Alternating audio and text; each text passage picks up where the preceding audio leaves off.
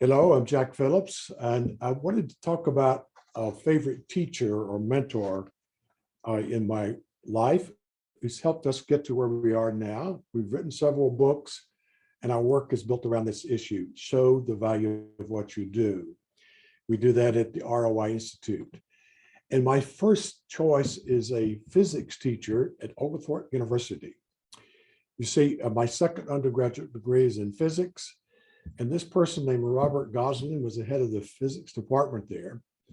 Really helped me understand physics and open my eyes into the whole science of physics and what makes things work the way they do. And developed a curiosity to understand things and understand how they work. And he kept encouraging me to do more and do more. And I did, and I did. And so I never will forget him. He was a legend on the campus, and they named the building after him. But I'll always remember his inspiration and support and encouragement.